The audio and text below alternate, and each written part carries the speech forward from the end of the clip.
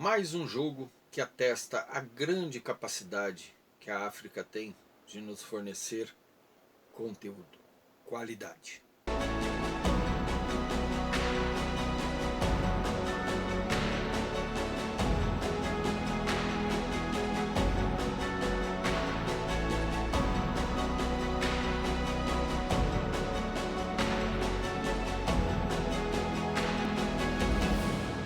Olá, meus queridos amantes das artes, tudo bem com vocês? Eu espero que sim. Hoje vamos falar dos conceitos históricos e pedagógicos do Fanorona. Jogo oriundo de Madagascar, parte oriental da África. Esse jogo, além das suas particularidades na sua mecânica de funcionamento, tem características muito peculiares em termos de conceito histórico. Alguns historiadores consideram ele uma variação do Alquerque jogo, nascido na Índia, e que vem a ser responsável também por outras mecânicas de jogos, como por exemplo a própria dama. O Fanorona tem sua particularidade principalmente na característica de absorção das peças, como a gente falou no vídeo passado. Agora, ele tem um grande valor histórico, principalmente na região de Madagascar, pois ele inicialmente tinha suas características voltadas ao divinatório, né, às adivinhações, às previsões do futuro, e sempre esteve ligado muito à terra. Prova viva disso é que o fano é, na verdade, a semente de uma árvore encontrada em Madagascar. No contexto político, também teve uma importância muito grande. Reza a lenda que num determinado momento da civilização, do império que ali nasceu, floresceu, o rei decide escolher o seu sucessor da seguinte forma: ele manda seus 2 filhos em uma viagem, um para cada extremo da ilha, e quando esses tinham se afastado, solicita o retorno imediato dos 2. O mais velho, por estar participando de uma partida de Fanorona, acaba se atrasando, e com isso deixa em aberto a sucessão em nome do irmão mais novo. Também fala-se que quando a França decidiu invadir Madagascar, não encontrou resistência, pois as pessoas estavam entretidas numa decisão pública sobre uma melhor jogada em uma partida em questão. São suposições? São história? Ou são lendas? Confesso para vocês que algumas coisas eu acredito que sejam verdadeiras, outras um pouco fantasiadas. Mas o importante é nós analisarmos o jogo em si. Ele tem uma característica diferenciada na sua formação de tabuleiro, né? É um dos poucos jogos de caça que não se trabalha com o tabuleiro quadriculado, como o tabuleiro do xadrez ou o tabuleiro da dama. A partir dele nasce uma série de variáveis em vários pontos do mundo, e ele é a prova irrefutável de que a África é uma grande fornecedora de jogos, né? Junto com a Mancala, junto com o Nechuva. Então ele vai ser possível, Butterfly, ele vai se unir nessas fileiras, fazendo com que a África, assim como a Ásia, sejam grandes fornecedores de jogos. Nos quesitos pedagógicos, eu acho importante salientar que este jogo tem uma função muito interessante. ele ajuda a desenvolver não só o raciocínio lógico, não só o conceito de estratégia, mas principalmente a atenção aos detalhes, certo? Então, por exemplo, com as crianças que têm dificuldade de concentração, têm rapidez na dispersão do seu raciocínio, este é um jogo interessante para ser trabalhado com eles, pois exige que eu, ao observar as jogadas, veja todas as possibilidades. Ok? Se nós jogarmos principalmente se utilizando da variante que eu expliquei no vídeo passado, você vai observar que há uma possibilidade muito grande de jogadas de forma consecutiva. E ao você passar a vez, às vezes você deixa de absorver uma peça. Então, ele é um jogo que exige muita atenção.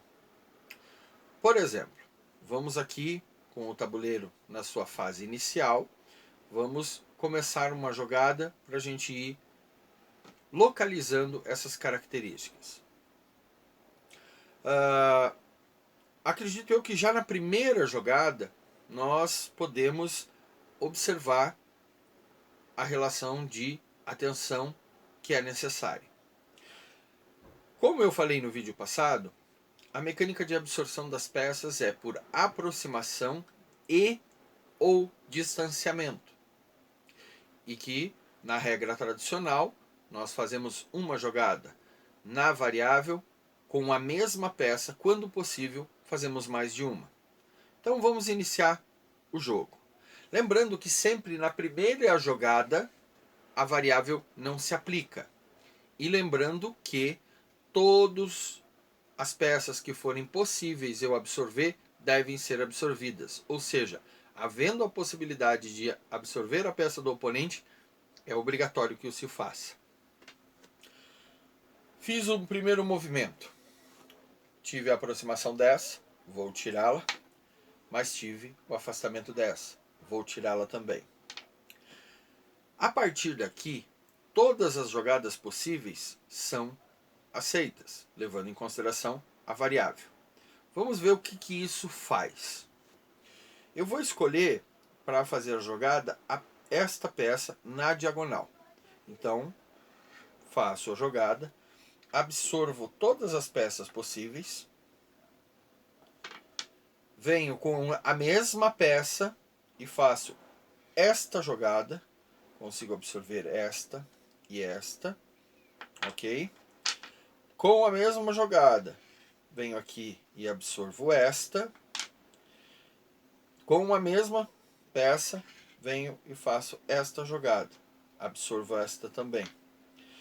A partir daqui, ainda tenho possibilidades, pois eu posso chegar com ela e encostar aqui, absorvendo esta também. Como vocês podem ver, em uma jogada eu absorvi 2, 4, 6, 7 peças contra 2 da primeira jogada. Agora vamos inverter, vamos ver o que o jogador com as peças azuis conseguiria fazer aqui. Primeiro movimento, absorvo essas duas. Segundo movimento, na diagonal me afastei, absorvo mais essas duas. Terceiro movimento, mais duas. Quarto movimento, mais uma. Quinto movimento seguido, mais uma. Sexto movimento. Sétimo movimento. E aqui agora eu tenho duas opções, mas eu vou partir para aquela que seja mais contundente. Oitavo movimento. A partir daqui, eu não tenho mais nenhuma opção. Mas vocês estão vendo que em 3 jogadas eu quase esvaziei o tabuleiro? Para o efeito pedagógico, a questão de parar, olhar, analisar o tabuleiro, ver as possibilidades, quando mais de uma, ver aquela que pode vir a dar mais continuidade em termos de jogo. Tudo isso faz com que o raciocínio se estabeleça, se desenvolva.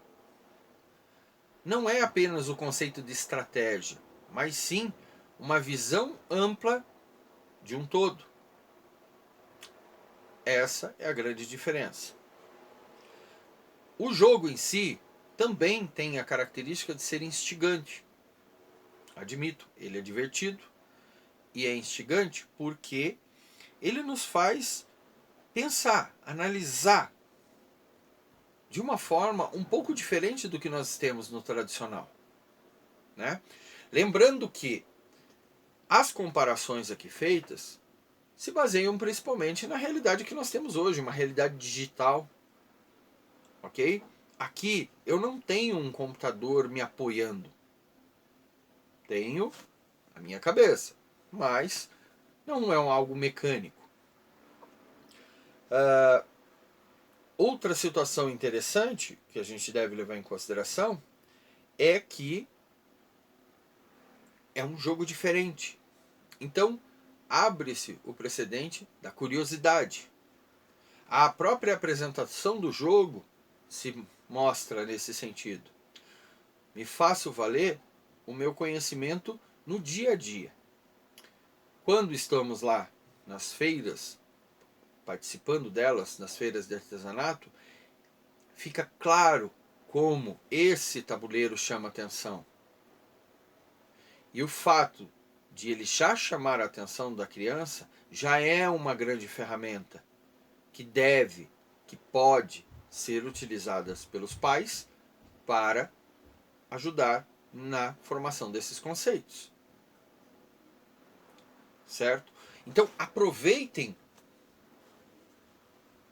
ferramentas como essa que chamam a atenção, que você não tem que fazer obrigatoriamente a criança parar de dar atenção para alguma outra coisa, pois ela por si só já o faz. Aproveitem essas ferramentas para instigar os seus filhos, para fazer eles terem curiosidade de aprender a jogar, para eles terem a oportunidade de desenvolver essas características. E lembre-se que isso é um efeito contínuo. Quanto mais curiosidade, quanto mais instigada a imaginação, a criatividade, a atenção, mais elas se tornam aprimoradas. Vou fazer uma analogia. Andar de bicicleta. Quanto mais se treina, melhor se fica. E aqui não é diferente. Ok? Meus queridos, por hoje o vídeo é simples, é básico, não tem nada de tão profundo, né?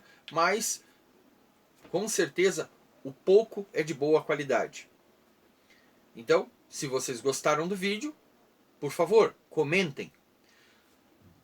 Quem não é inscrito do canal, venha fazer parte dessa família.